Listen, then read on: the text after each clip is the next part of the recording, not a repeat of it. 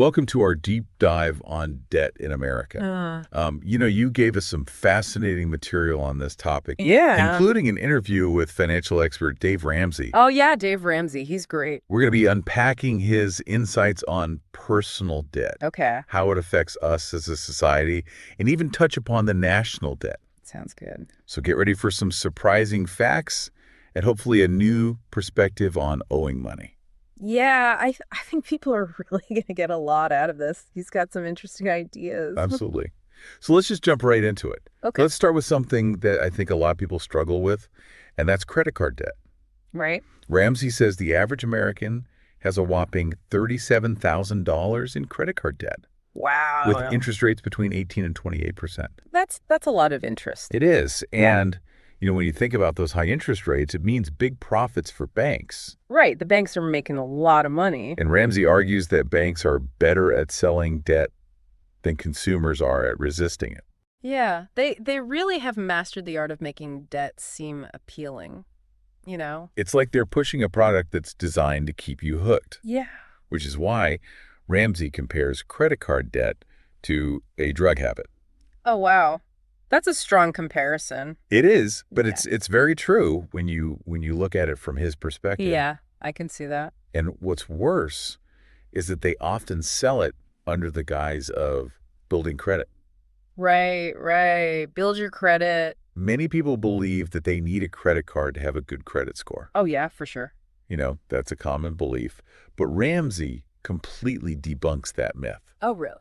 He explains how FICO scores, which are the most widely used credit scores, Right. are solely based on your debt history and don't actually reflect your overall financial health. So it doesn't really matter how much money you make or how much you have in savings? Not really. It's more about how much debt you have, how long you've had it, and how reliably you've made payments. It doesn't take into account your income, your savings, or your assets. So like somebody could have a really high FICO score and still be living paycheck to paycheck. Exactly. Wow. He even tells this funny story about being denied an apartment rental because he didn't have a traditional credit score, Oh, no. even though he had the money to buy the whole complex. Really? That's crazy. It really shows you how flawed the system can be. Yeah, it definitely highlights how our perception of credit worthiness can be a little skewed. Yeah. So if getting a credit card isn't the key to financial success, Right. what does Ramsey suggest? Well, he advocates for a scorched earth approach to getting out of debt. Okay. It's about aggressively budgeting, cutting unnecessary expenses, and putting every extra dollar towards paying down that debt as quickly as possible. So it's like a total financial detox. It is like a detox. He calls it plastic surgery. Yeah. Cut up your credit cards and get rid of the temptation. I like that. And he has so many inspiring stories of people who've done just that. Yeah. Have you seen the debt-free screams on his YouTube channel? Oh, yeah, those are amazing. They're incredibly powerful. Yeah, you can feel the weight lifting off their shoulders as they celebrate reaching their goal. You can feel it. Yeah, it's inspiring. It shows you that financial freedom is achievable. Absolutely. Speaking of weightlifting, he shares an anecdote about a woman who said her shoulders physically felt lighter Really? after paying off her debt. Oh. Have you ever experienced a similar feeling after accomplishing like a big financial goal? I think everyone has right. It's such a relief to not have that burden anymore. It makes you realize that debt isn't just a financial burden, but it also takes like a huge emotional toll. Yeah, it really does. We often just focus on the numbers, Right. but the stress, the anxiety, and even physical symptoms that can come with debt can be just as devastating. Absolutely. It affects your whole life. And it can even strain relationships, leading to arguments and resentment. Oh, for sure. Money problems are one of the biggest causes of stress in relationships. It's like carrying around an invisible weight Yeah, that's affecting every aspect of your life. it's true. And that brings us to another type of debt Okay. that's weighing heavily on many American student loans. Oh, yeah. Ramsey is quite vocal about the student loan crisis, criticizing how universities and the government have essentially duped generations into debt. Wow. He doesn't hold back. He doesn't. He's got strong opinions about that. He sees it as a systemic issue where young people are encouraged to pursue expensive degrees without fully understanding the long-term financial consequences. Yeah, it's a big decision, and it's hard to know what the impact will be down the road. Right. And he's particularly critical of student loan forgiveness programs, Okay. believing they don't address the root of the problem. So what does he think the solution is?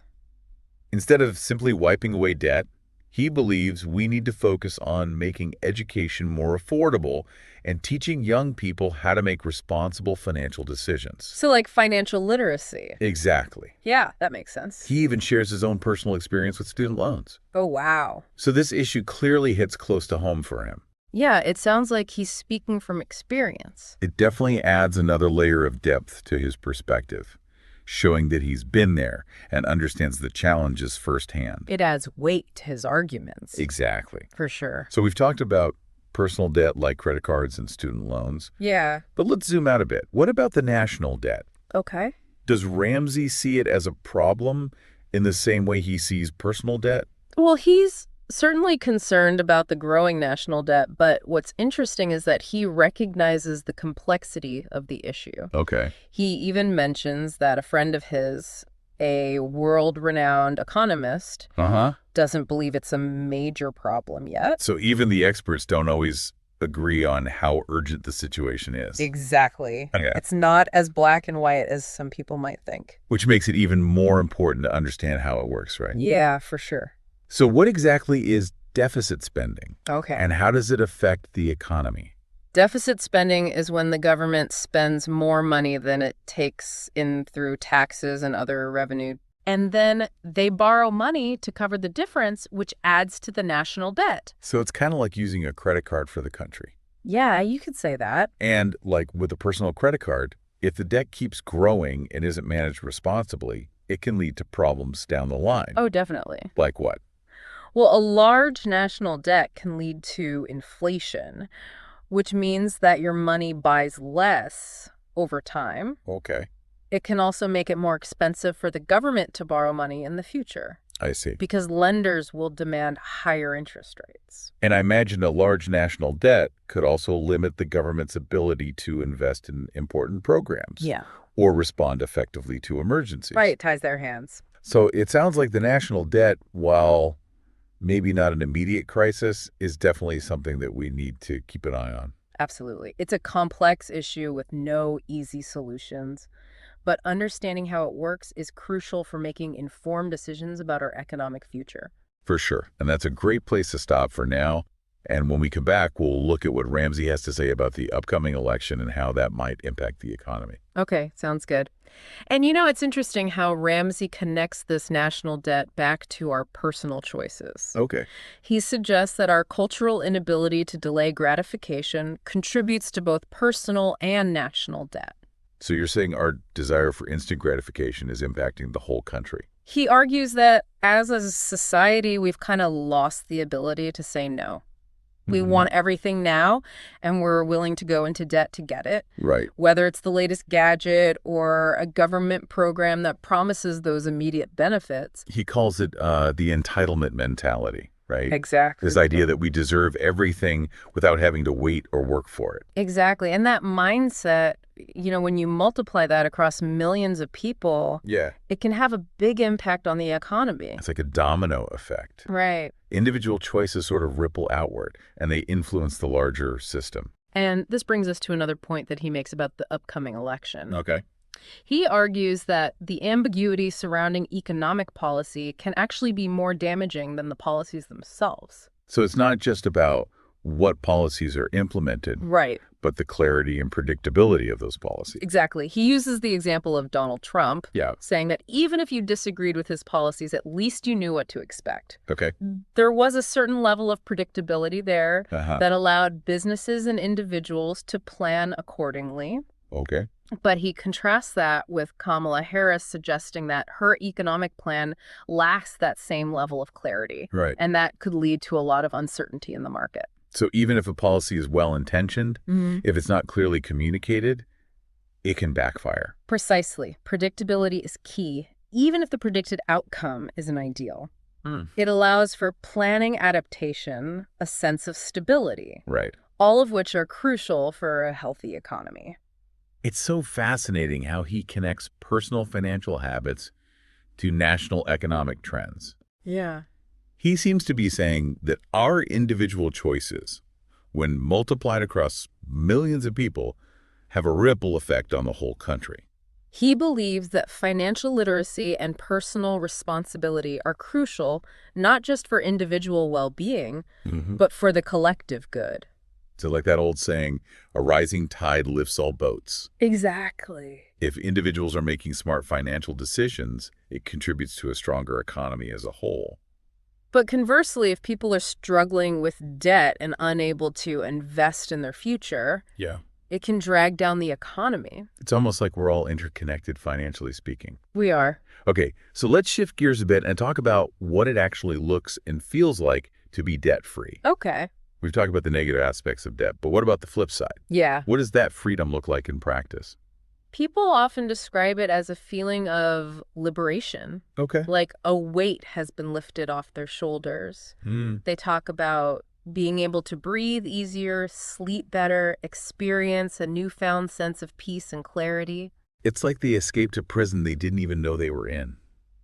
And that freedom allows them to make different choices. Okay. They can pursue their passions, start businesses, give more generously, spend quality time with their families without that constant worry of debt hanging over their heads. They can finally start living life on their own terms. Exactly. And he even talks about how being debt-free strengthens marriages and families. Really? When couples are on the same page financially, it reduces conflict, builds trust, and allows them to focus on shared goals and dreams. It's like they're teammates working together toward a common goal. Exactly. And without the stress of debt, they can actually enjoy the journey together. He actually has some pretty strong opinions about couples who keep their finances separate. Does he? He calls it the worst marriage ever, just a joint venture.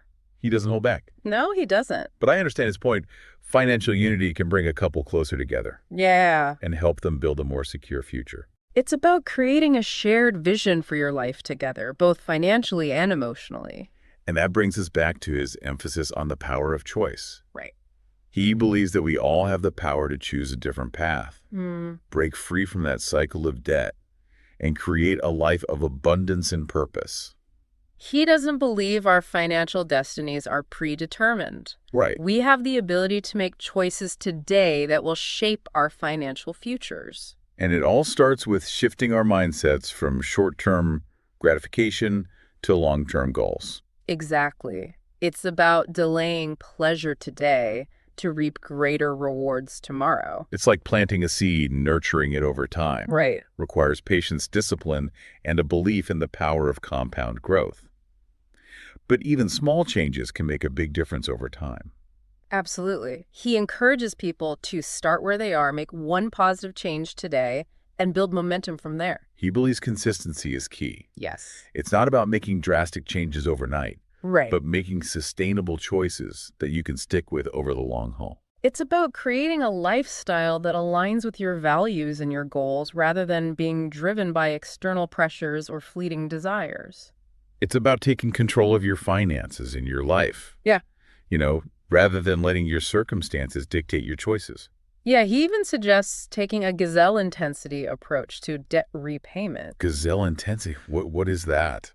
It's like when a gazelle is running from a predator, it focuses all of its energy and determination on escaping. Right. And Ramsey applies that same concept to getting out of debt. Okay. Be laser-focused and relentless in your pursuit of financial freedom. So no more leisurely strolls through the debt repayment process. It's time to kick it into high gear. Exactly. Attack your debt with everything you've got. I love that analogy. It really drives home the point that achieving financial freedom requires commitment and effort. Yeah, and speaking of commitment, Yeah. Ramsey doesn't just stop at getting out of debt. Right. He encourages people to think bigger, Right. build a life of meaning and purpose, use your resources to make a difference in the world. So it's not just about accumulating wealth, Right. but about using that wealth for good. He sees financial freedom as a means to an end, not the end itself. Okay. It's about creating a life where you can live generously, support causes you believe in, and leave a legacy that matters.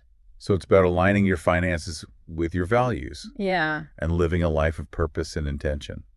And I think that's a really inspiring message. It is. It's not just about the money, it's about what you do with it. Well, that brings our deep dive on debt in America to a close. Yeah. What stood out to you the most from all of this? You gave us so much to think about. We did have a lot of material. I think what resonates most with me is his emphasis on personal responsibility and the power of choice.